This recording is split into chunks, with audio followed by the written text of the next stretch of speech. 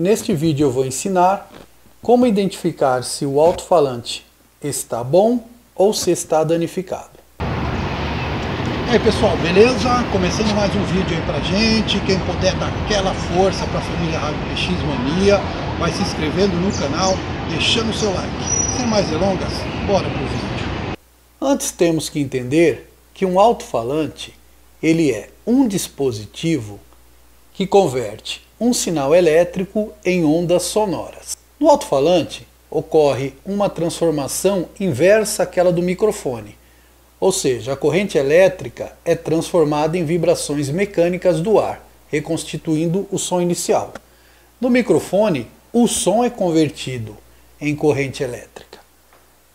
Inicialmente, vamos precisar de um multímetro simples. Vamos colocar o multímetro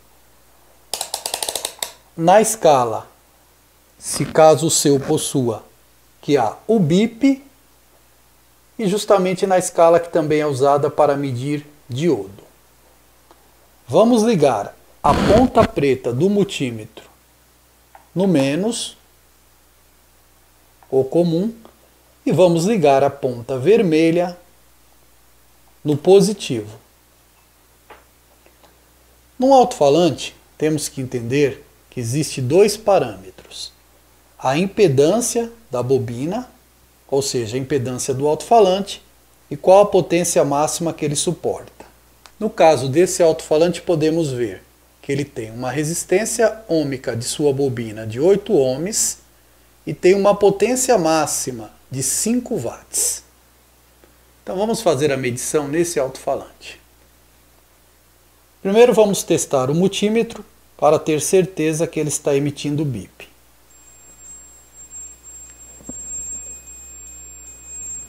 Ok, está emitindo bip. Ponta preta, onde está indicando negativo no alto-falante, e ponta vermelha, onde está indicando positivo. Emitir um bip indica que a bobina desse alto-falante está perfeita. Nós sabemos que esse alto-falante é 8 ohms, porque está marcado no corpo dele. Vamos supor que não esteja marcado, como é o caso desse alto-falante aqui. Para identificar qual a impedância, nós vamos usar no multímetro a escala de resistência, no caso, onde tem esse símbolo ômega, ou popularmente a ferradura. Vamos colocar na menor escala, no caso aqui ele mede até 200 ohms, então dificilmente um alto-falante vai superar os 200 ohms. Agora nós temos aqui um alto-falante no qual não está marcado em seu corpo qual seria a impedância da bobina dele.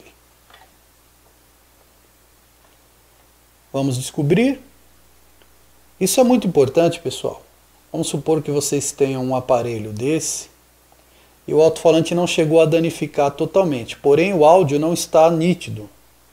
Há casos em que a bobina permanece dando continuidade e apresentando a resistência ôhmica, mas no entanto o alto-falante não tem uma qualidade sonora perfeita. Ou há casos também que o alto-falante chega a rasgar esse papel que ele tem.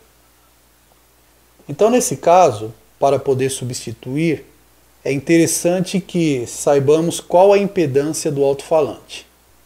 Isso para não sobrecarregar o circuito de saída de som. Para identificar a impedância de um alto-falante desse, desde que ele ainda esteja em funcionamento, mesmo rasgado, temos que medir qual que é a resistência ôhmica da bobina. Ponta preta no negativo, ponta vermelha no positivo. Multímetro na escala de resistência ôhmica, medição até 200 ohms, temos no visor qual seria a resistência dessa bobina, ou seja, 8.2. Podemos arredondar para 8 ohms. Temos aqui um outro tipo de alto-falante muito usado em rádio PX, como esse da Aquarius, ele tem uma impedância um pouco maior. 16 ohms e 3 watts de potência. Vamos verificar se isso realmente procede. Ponta preta no negativo e ponta vermelha no positivo. Está lá a leitura no multímetro, 15.8, oscilando 16 ohms. Portanto, pessoal, para que a bobina do alto-falante esteja perfeita, tem que haver uma continuidade.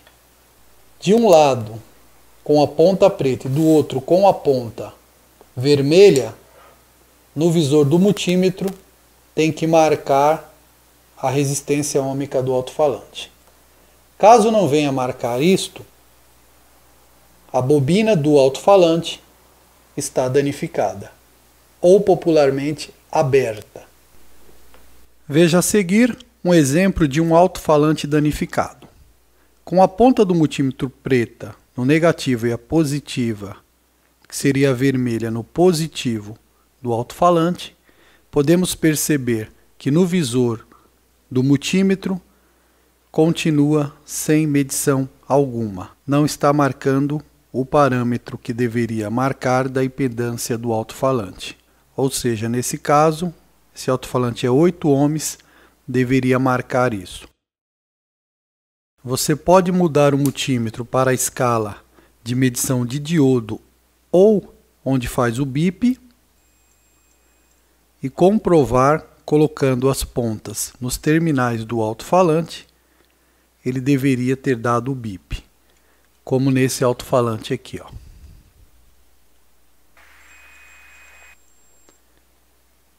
Veja, esse aqui não deu bip de forma alguma. Então podemos concluir que este alto-falante está danificado, ou seja, como a turma costuma dizer, esse alto-falante está queimado. Isso porque sua bobina não apresentou nenhuma resistência e nem no teste do bip não foi possível ouvir nenhum tipo de barulho no multímetro. No caso dos alto-falantes de rádio PX, essa bobina ela é bem fininha mesmo. Portanto, o excesso de áudio pode danificar esse tipo de alto-falante e o teu rádio ficar totalmente sem som, dando a impressão até que a saída está danificada, sendo que muitas das vezes é só o alto-falante. Eu vou desmontar esse alto-falante para vocês poderem identificar a bobina dele. Com a ajuda de um estilete, eu vou cortar a parte do cone, que seria esse papel,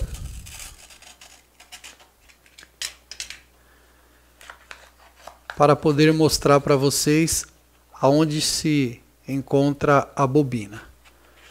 Então vamos ver como é constituído um alto-falante.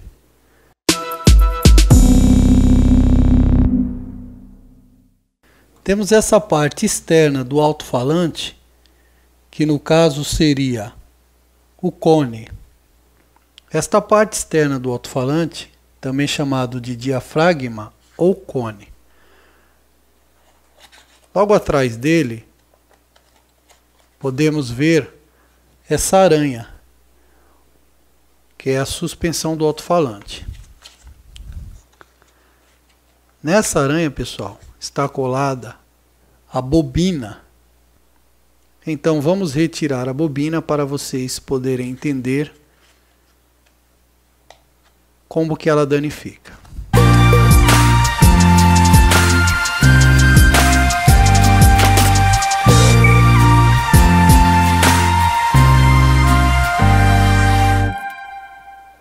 Podemos perceber que a bobina é formada por várias espiras, uma sobre a outra. O que ocorre é que esse fio ele é bem fininho no caso desse alto-falante, e se você colocar um excesso de potência ou usar o rádio geralmente no último volume por muito tempo, acaba por romper esse fio em algum ponto. E nesse caso, a bobina passa a não conduzir mais e, portanto, não emitir mais som no alto-falante. Pessoal, caso vocês não tenham multímetro, eu vou ensinar uma forma bem fácil de testar o alto-falante do seu equipamento para saber se ele está funcionando ou não. Você vai precisar de apenas 2 pedacinhos de fios bem fino e uma pilha de controle remoto.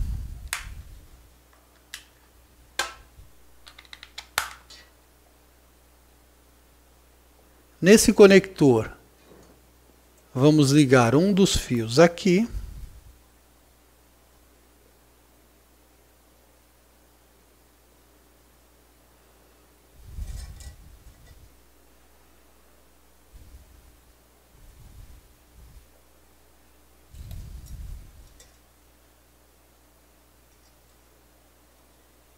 Vamos ligar o outro fio aqui. Com as 2 pontas do fio descascado e com as outras pontas do fio também descascado, conectado ao conector que vai ao alto-falante, vamos verificar se ele está em funcionamento. Para isso, o fio que corresponde ao preto, que seria o negativo, na parte negativa da pilha, e o outro fio que corresponde ao fio marrom, que seria o positivo do alto-falante, nós vamos dar alguns toques no positivo da pilha.